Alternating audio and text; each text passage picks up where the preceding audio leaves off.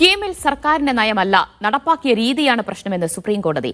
സർക്കാർ സത്യവാങ്മൂലം നൽകുമോ എന്ന് പരിശോധിച്ചതിന് ശേഷം തീരുമാനമെടുക്കാമെന്നും ജസ്റ്റിസ് BS നരസിംഹ അധ്യക്ഷനായ ബെഞ്ച് വ്യക്തമാക്കി. സ്കീം റാങ്ക് ലിസ്റ്റ് റദ്ദാക്കിയ ഹൈക്കോടതി വിധിക്കെതിരായുള്ള ഹർജി സുപ്രീംകോടതി നാളെ പരിഗണിക്കും.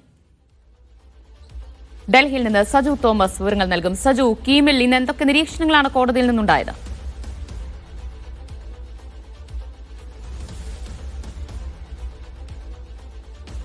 ദിവ്യ, എന്തായാലും സർക്കാരിന്റെ നിലപാട് അതാണ് ഏറ്റവും പ്രധാനമായിട്ട് ഇപ്പോൾ സുപ്രീം കോടതി എടുത്തു പറഞ്ഞിരിക്കുന്നത്. സർക്കാരിന്റെ നിലപാട് ഈ വിഷയവുമായി ബന്ധപ്പെട്ട് സർക്കാർ എന്ത് തീരുമാനമാണ് എടുക്കുന്നുള്ളത് ഇന്ന് വൈകിട്ട് 4 മണിക്ക് മുൻപ് സത്യവാങ്മൂലം നൽകണമെന്നാണ് ഇപ്പോൾ സുപ്രീം കോടതി അറിയിച്ചിരിക്കുന്നത്. എന്തായാലും അതിനുശേഷമായിരിക്കും മറ്റൊരു തീരുമാനത്തിലേക്ക് സുപ്രീം കോടതി പോകുക എന്നാണ് വ്യക്തമാക്കിയിരിക്കുന്നത്. പ്രത്യേകിച്ച് നിലവിൽ ഇപ്പോൾ നടന്നുകൊണ്ടിരിക്കുന്ന ഈ പ്രവേശനത്തെ യാതൊരു തരത്തിലും ബാധിക്കില്ല, വിദ്യാർത്ഥികളുടെ ആശങ്കകളൊക്കെ മനസ്സിലാക്കുന്നതാണ് പ്രധാനമായിട്ടും ഇപ്പോൾ കോടതി മനസ്സിലാക്കിയിരിക്കുന്നത്. എന്തായാലും ഇതുമായി ബന്ധപ്പെട്ട് വിദ്യാർത്ഥികൾക്ക് വേണ്ടി ഹാജരായ മുതിർന്ന അഭിഭാഷകൻ പ്രശാന്ത് ഭൂഷൺ അടക്കമുള്ള വ്യക്തമാക്കിയിരിക്കുന്നത് പ്രോസ്പെക്ടസിലടക്കം ഈ കാര്യങ്ങൾ, അതായത് ഇതിൽ മാറ്റങ്ങൾ വരുത്താൻ പോകുന്ന കാര്യങ്ങളടക്കം പ്രോസ്പെക്ടസ് നേരത്തെ വ്യക്തമാക്കിയതും അത് പെട്ടെന്ന് ഉള്ള ഒരു തീരുമാനമല്ലെന്നാണ്. എന്നാൽ ഇത് വളരെ പെട്ടെന്നായി റാങ്ക് ലിസ്റ്റ് വരുന്നതിന് മണിക്കൂറുകൾക്ക് മുമ്പ് മാത്രമാണ് ഇത്തരം ഒരു തീരുമാനം വന്നത് എന്നുള്ളതാണ് പ്രധാനമായിട്ടും ഈ CBSE വിദ്യാർത്ഥികൾക്ക് വേണ്ടി ഹാജരായ അഭിഭാഷകൻ വ്യക്തമാക്കിയത്. പക്ഷേ അത് പ്രോസ്പെക്ടസ് നേരത്തെ ഉണ്ടായിരുന്നു. പക്ഷേ അതിൽ, അതായത് ഈ തീരുമാനം സർക്കാർ നടപ്പിലാക്കിയ രീതിയിലാണ് പ്രശ്നം എന്നുള്ളതാണ് ഇപ്പോൾ സുപ്രീം കോടതി പ്രധാനമായിട്ടും ഒരു നിരീക്ഷണമായിട്ട് ഇപ്പോൾ സുപ്രീം കോടതിയുടെ ഭാഗത്തുനിന്ന് ഉണ്ടായിരിക്കും. എന്തായാലും അതിലിപ്പോൾ